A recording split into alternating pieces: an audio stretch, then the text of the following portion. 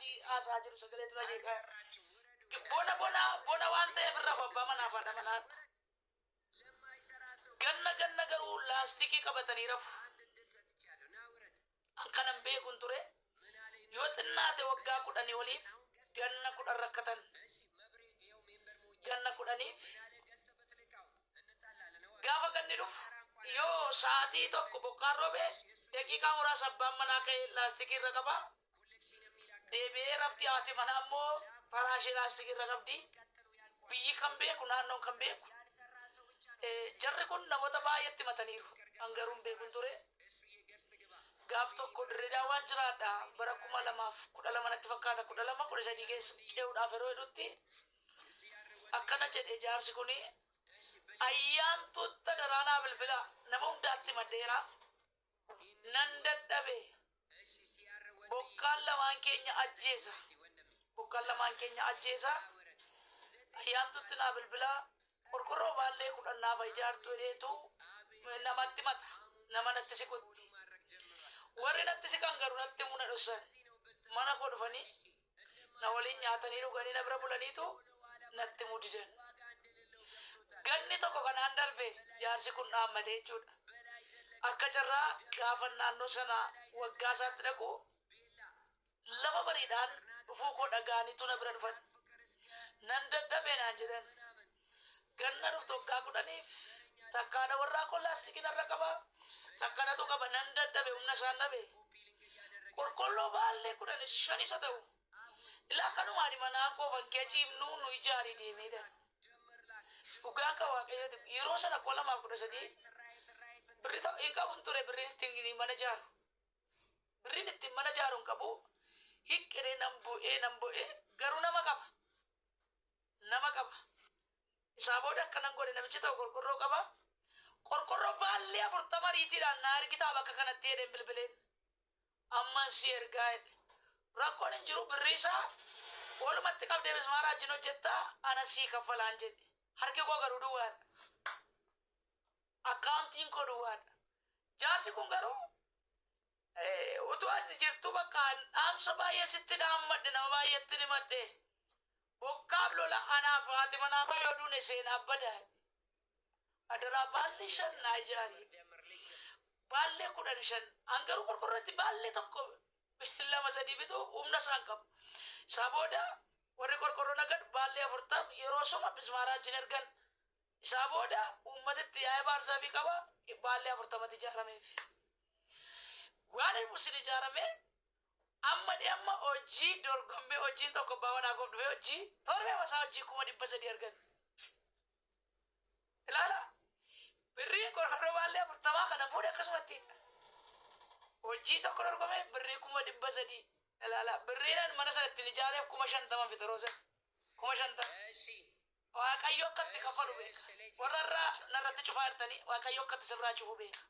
Warra naa godhe harta waaqayyo akkatti si baasu beeka waaqayyo. Inni lammaffaan gammachuun gammade jireenya koo keessatti kana. Inni lammaffaan dubartii biyyi lafaa kan beeku mucaa ilma qabdi gurguratteetu mucaa ishee gurgurattee dargaggeessa gurgurattee saatti gurguru nama guddaadha. Ofii ishee qocaa daatteetu aamsaa birri ta'uu kennuuf. Biddeen nama wajjin nyaattu biddeen nama wajjin kennaniif ilma tokkicha qabdi. Ilma ishee sana gurgurattee waan irraa argatu deemtee kanuma jireenya ishee jiraatti. Manni isheen kee jiraattu irratti caccabaadha. Biyya sana naannoo sanaa jireenya gad deebi jiraatti. Biyya addunyaan kan beeku.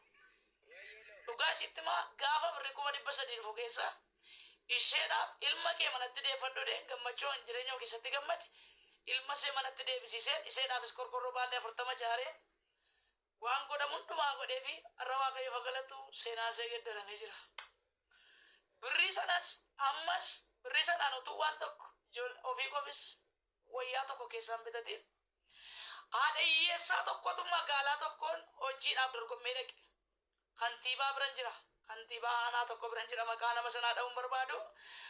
Simannaa guddaa naa godhaniin taa'aa jira. Baay'ee na simatanii mul'atan hojii hojjechuu barbaadu proposala qabadheetan gara kantiibaa kanaa magaalaa tokko irra naqa. Isaa booda dubartiin kun waraqaa fidattee dhuftee mana koo turaammoo yaase. Mana kee jiru turaammoo yaase. koppilingi godha na qabeera ammas koppilingi na godha adara manana jara nan du'a qee kana keessatti ani xinnoo masheen jiraadhee du'a wantooma ijoollee kun argannaan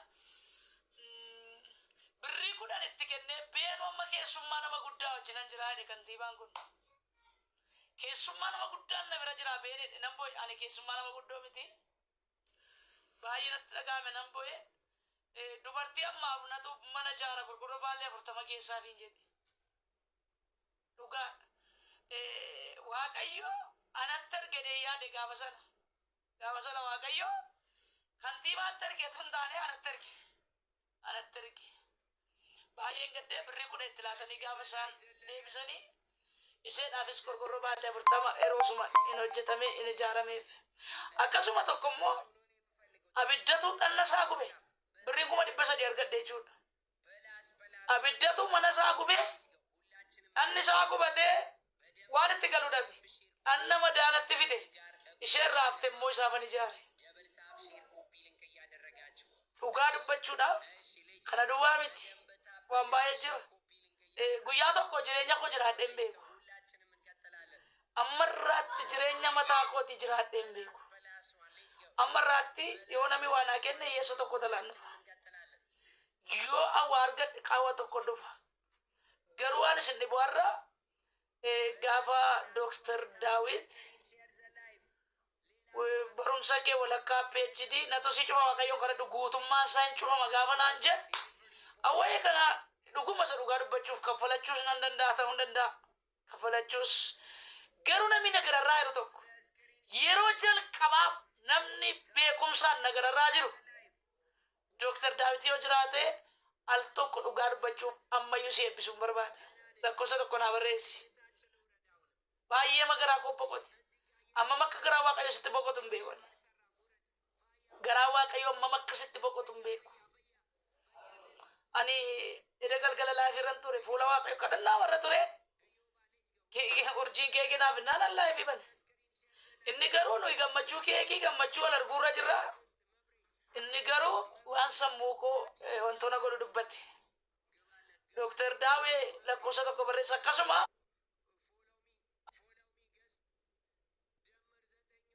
rasa dafa kuma dhibba tokkoon si biran jira gaafanni naan jedhe